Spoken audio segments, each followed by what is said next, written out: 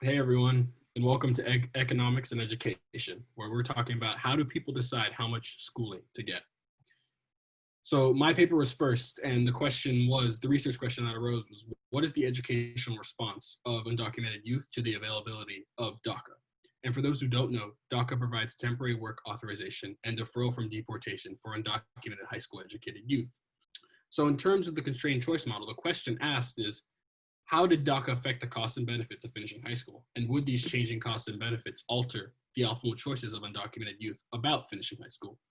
So the decision a person is making in this model is that if he were to leave school and drop out, he will most likely work and obtain an annual wage, but given that he is undocumented and didn't finish high school, he will most likely earn a lower wage relative to a worker who finished and has legal status. Yet if he remains in school, he forgoes his current earnings, but will earn a higher wage with every additional schooling completed. The implementation of DACA has increased the opportunity cost of finishing high school because before DACA, undocumented students were not as incentivized to finish high school because graduating didn't open the labor market opportunities that it might have for a documented citizen. But now these opportunities are possible. As well, DACA has increased the feasible set for undocumented immigrants as it has opened up these new labor market opportunities for them to thrive. In terms of findings, DACA altered the education decisions for undocumented youth in terms of they allowed for 49,000 additional Hispanic youth to obtain high school graduation diploma, as well as the policy increased high school attendance by 2.2% and graduation rates by 6%, an effect that was also more pronounced among Hispanic men. And lastly, DACA reduced the documented and undocumented citizen gap in school attendance by 55% and the gap in high school completion by 40%. So you can see how important and how imperative a policy this is. These results do have significant policy implications. Specifically, immigration policy and just policy decisions in general need to be made to address the gap in educational attainment. And in terms of my next slide just shows a couple graphs. Figure 4 is on the left, which shows high school completion, and figure 3 on the right shows attendance. And as you can see, the red line indicates when DACA was implemented. And to the right of that red line, you can see generally just positive increases in attendance and completion after DACA was implemented. And these effects were even more with Hispanic men and people of color. For the second paper, I was looking at housing booms and busts, labor market opportunities, and college attendance with the research question of how did the housing boom and bust in the 1990s and 2000s affect individual schooling decisions. And this paper found that the housing boom during this time actually lowered college enrollment with the greatest effects for two-year colleges, often those people who were on the cusp of going to college, while having little effect on bachelor's level training. They found that the national housing boom could account for about 25% of this decrease. So after the housing boom, college attainment for age cohorts increased back to the pre-housing boom rate. So they found that this was actually a cycle of something that was just applicable to a specific age range of cohorts. As an explanation and connection to the constrained choice model, they found that increases in housing demand during the 2000 to 2006 boom actually increased employment and wages for young adults without college training, which raised their opportunity cost of going to college. So for young men, much of the improvement in the labor market actually occurred in construction, whereas for young women, the sectors of finance, insurance, and real estate accounted for much of the gains.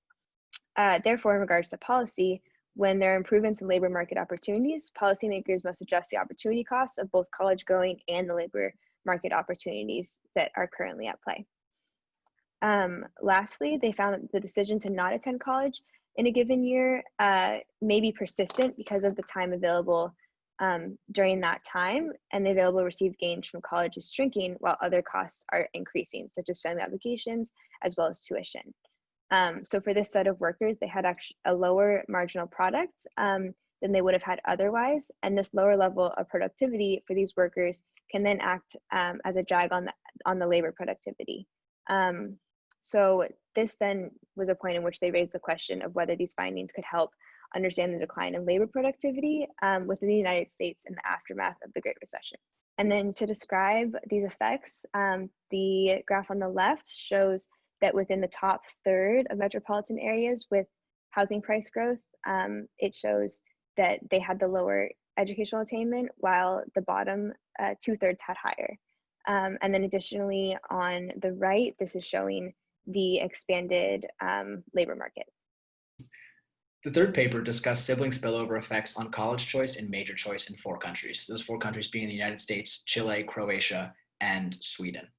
Researchers collected data from those 4 countries among older and younger students who attended 4-year, 2-year, or no college, as well as major choice and the quality of the college they attended. Generally, the paper found that younger siblings whose older siblings enrolled in a target college are more likely to enroll in a 4-year college themselves than younger siblings did not enroll in a target college. They also found that younger siblings are more likely to enroll in higher performing colleges if their older siblings did so, as well as significantly more likely to enroll and apply in the college that their older sibling attended than a younger sibling whose older sibling was marginally rejected from that same college. The implications of this paper demonstrate that while younger siblings whose feasible frontiers may be very, very similar or even the same, might have very different optimal choices because their indifference curves are in different places because they value higher education differently.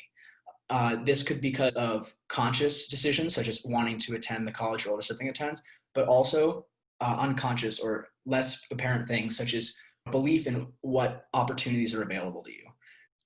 This demonstrates that a shortcoming of the constrained choice model could be that while grades could be measured on as a variable in the constrained choice model, things like sibling outcome are not measured and could be unexplained variances between students. The policy implications of this are that any public policy or admissions policy decision that is made that has impacts on which students will attend or enroll in a college now could have drastic impacts on the future classes of students coming. So I looked at the 4th paper, which asks the research question, how police killings affect the education and psychological well-being of inner city high school students. And this paper had 3 main findings. The first was that exposure to police violence leads to decreases in GPA. The second was that exposure to police violence leads to increases in emotional disturbance, which is a chronic learning condition associated with PTSD and depression. And the third is that exposure to police violence leads to lower rates of high school completion and college enrollment. And these effects were greater the closer an individual lived to the incident of police violence.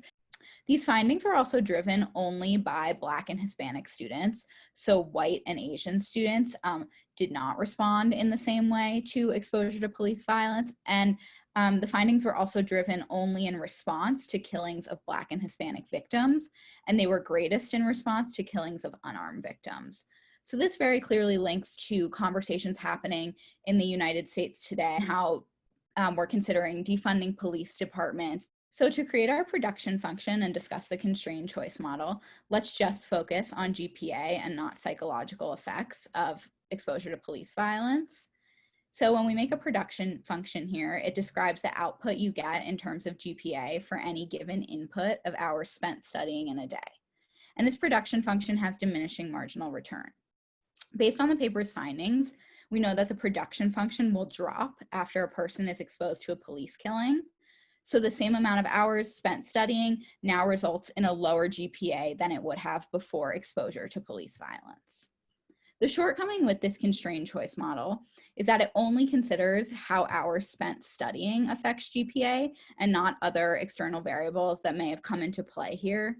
So maybe the student is experiencing greater stress as a result of exposure to police violence and losing sleep, and that's what's affecting GPA. Or maybe they can't go to study group because they're afraid to have to walk home in the dark afterwards. And now, even though they're studying the same number of hours, those hours are less efficient without their group. And the production function has fallen as a result of that. For this final discussion, well, I'd like to start by saying that one thing I noticed that kind of ties all of our papers together is that educational attainment is definitely not a direct representation of intelligence, and it includes many other factors, and that students do not have full control over those factors. Yeah, I think that that's a great point, and that as a result, policymakers definitely have a responsibility to try to level the playing field as much as possible. Of course, there's systemic inequalities that create the unlevel playing field that we're dealing with. So this is not a quick policy fix, but it's something important to keep in the conversation.